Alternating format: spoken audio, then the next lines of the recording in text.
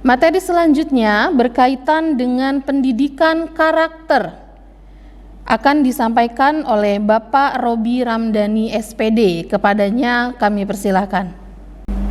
Bismillahirrahmanirrahim. Assalamualaikum warahmatullahi wabarakatuh. Pertama-tama marilah kita panjatkan puji dan syukur kehadirat Allah Subhanahu wa taala karena berkat rahmat dan kuasanya kita masih bisa mengikuti PLS virtual ini untuk siswa ajaran tahun 2021-2022. Sholawat dan salam kita panjat dan curahkan kepada junjungan kita Nabi besar Nabi Muhammad SAW, kepada para keluarganya, kepada para sahabatnya, dan mudah-mudahan syafaatnya kepada kita umatnya sampai nanti di yaumul akhir. Amin ya Allahumma amin.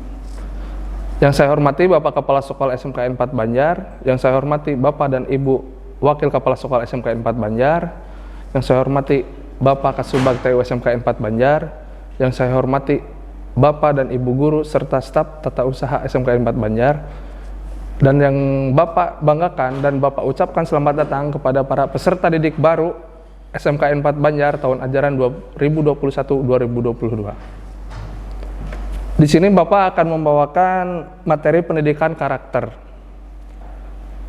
Seberapa penting sebenarnya pendidikan karakter itu?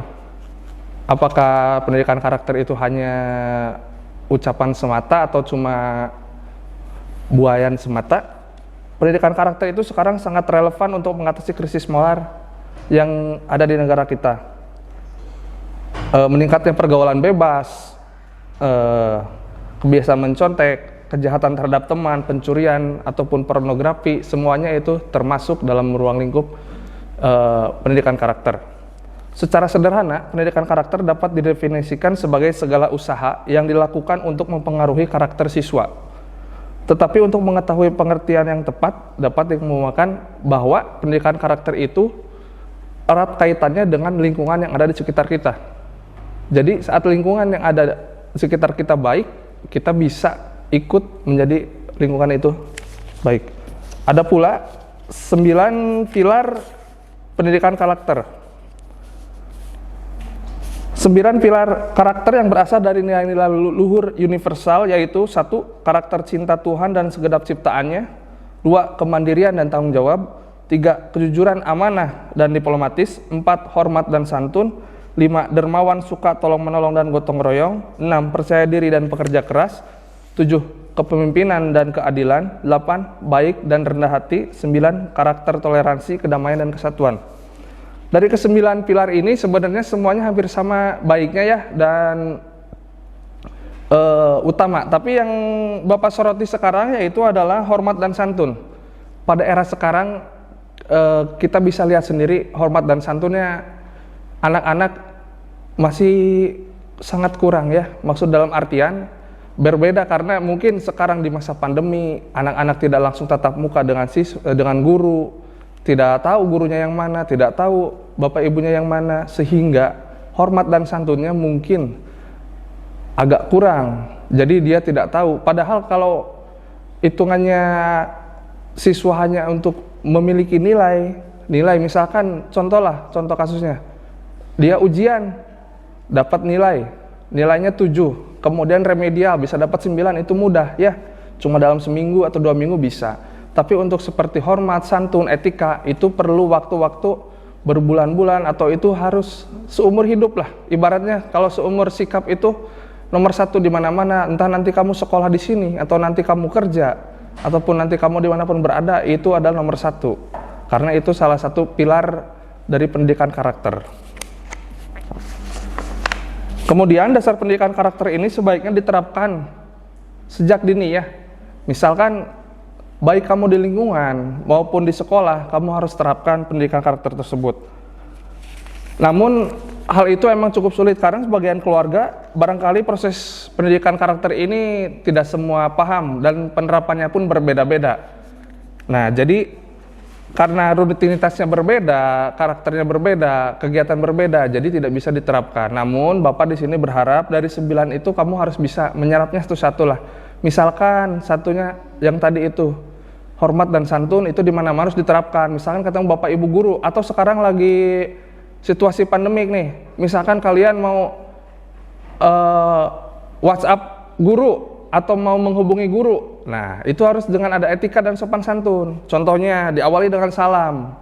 Awali dengan salam. Terus sebutkan nama kalian. Jangan bertele-tele, misalkan saya kelas TKJ 2, ya saya itu siapa? Kan guru tidak tahu ya, harus disebutkan namanya. Assalamualaikum Pak, saya Rahmat dari kelas 10 TKP 1. Izin bertanya, langsung tidak usah bertele-tele. Kamu tinggal langsung nama kamu siapa, tujuannya apa, dan jelas gitu. Jangan bertele-tele seperti tidak menyebutkan nama dulu, karena guru itu tidak bakal tahu semua, tidak tahu semua namanya siapa, jadi kamu harus memperkenalkan kembali. Nah, seperti itu. Atau kalau ke sekolah, misalkan ada tugas menghubungkan ke sekolah, pakaiannya yang rapi. Maksudnya yang rapi itu di sini berarti kalau tidak boleh pakai seragam, kalian harus memakai celana panjang yang sopan ya, tentunya jangan yang sobek atau yang apa, yang sopan, rambut rapi. Nah, kemudian saat ketemu guru disapa, walaupun guru itu tidak mengajar di kelas kamu ataupun bukan guru di jurusan kamu, kamu tetap harus sapa, Pak, Assalamualaikum Pak, seperti itu. Nah, karena kemudian yang paling penting itu yang tadi ya, etika saat mengirim guru misalkan tugas atau apa harus jelas, jangan diawali dengan P, diucapkan dengan salam. Kalau kalian muslim berarti Assalamualaikum warahmatullahi wabarakatuh Pak, nama saya A misalkan, kelas apa, nah langsung tujuannya apa, gitu, jangan bertele-tele. Nah, kalau misalkan sudah kenal pun ya tetap harus diucapkan dengan salam, dan waktunya ya, misalkan tengah malam atau jam 8 kan guru juga, bapak ibu guru juga punya kehidupan masing-masing, tidak melulu di sekolah, mungkin kalau pas di rumah ada dengan keluarganya, ada dengan siapanya, lagi istirahat. Nah, seperti itu kalian harus bisa memahaminya. Untuk itu pendidikan karakter yang paling disorot saat ini ya seperti itu ya, soal sopan santun dan etika. Jadi kalian harus bisa mengikutinya, ditambah sekarang masih situasi pandemi, kalian harus bisa mengikutinya. Situasi pandemi ini ya seperti ini, belajar masih virtual, seperti itu, dan lain-lain. Dampak pendidikan karakter. Apa dampak pendidikan karakter terhadap keberhasilan akademik? Dampaknya ya sebenarnya cukup signifikan. Maksudnya seperti ini, dari Bapak pribadi, misalkan secara akademik kamu bagus, oke lah, akademik bagus, nilai A terus misalkan. Tapi secara karakternya, contoh yang tadi yang Bapak soroti yaitu sopan santun dan etika. Apabila sopan santun dan etika kalian bagus, mungkin si guru juga bisa menilai. Percuma berarti ya, nilainya bagus ternyata ini. Ataupun nanti kamu di kedepannya sama. Karena kalau untuk sopan santun dan etika itu bakal terpakai di mana-mana ya, tidak hanya di sekolah, mungkin di lingkungan kamu juga bakal dihormati, dihargai gitu. Berbeda kalau misalkan secara tingkah laku atau secara etika sopan santun kamu kurang, ya pasti orang lain juga menilai, orang tua juga menilai, ah si AA cenah ieu budak-budak ning teu aya sopan santun. Nah, itu seperti itu. Jadi Bapak harapkan untuk sekarang menumbuhkan, walaupun tadi ada 9 pilar itu, kita harus minimal salah satunya yang sekarang lagi disoroti dan emang sangat krisis ya, krisis moral di mana-mana, maksudnya itu yaitu sopan santun dan etika. Ya, jadi kalian harus belajar untuk bisa meningkatkan minimal. Minimalnya gimana sih? Ya minimalnya seperti ini. Minimalnya kalian harus tahu memposisikan diri. Contoh maksudnya saat berbicara dengan guru beda. Maksudnya guru itu kan punya karakter masing-masing yang beda. Misalkan sama si Bapak A, nah ngobrolnya seperti itu. Kalau sama teman ya silahkan. Sama teman. Kalau sama guru harus jelas. Karena itu guru itu adalah orang tua kamu di sekolah. Nah, seperti itu ya. Bapak harapkan kalian bisa meningkatkan sopan santun, etika kamu. Apalagi kalian sudah meningkat ya dari SMP ke jenjang SMK. Walaupun situasinya sulit, memang sulit, kurang lebih 1 tahun lebih mungkin kalian belajar online ya itu mau tidak mau pasti mempengaruhi kamu. Secara ini kan tidak pernah berinteraksi langsung dengan guru, paling hanya via telepon, via apa, di SMP ya sama. Apalagi sekarang juga masuk ke SMK mungkin kalian belum mengenal gurunya satu sama lain, tapi kalian harus mampu meningkatkan yaitu kalau misalkan sekarang masih dalam pembelajaran jarak jauh atau daring, yaitu tadi ditegaskan lagi sama Bapak, kalau misalkan menghubungi guru atau apa harus dengan cara-cara yang sopan, ucapkan salam, sebut nama kelas, tujuannya apa, seperti itu. Jangan tiba-tiba ketujuannya tapi tanpa memperkenalkan diri kalian siapa, seperti itu. Paling hanya itu yang bisa Bapak sampaikan, kurang lebihnya Bapak mohon maaf. Semoga kita bisa bertemu tatap muka langsung di sekolah, tetap jaga kesehatan, pakai masker, jaga jarak, mencuci tangan, hindari kerumunan dan mobilisasi.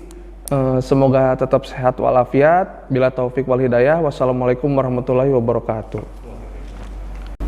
Terima kasih kami ucapkan kepada Bapak Robi yang telah menyampaikan materi berkaitan dengan pendidikan karakter.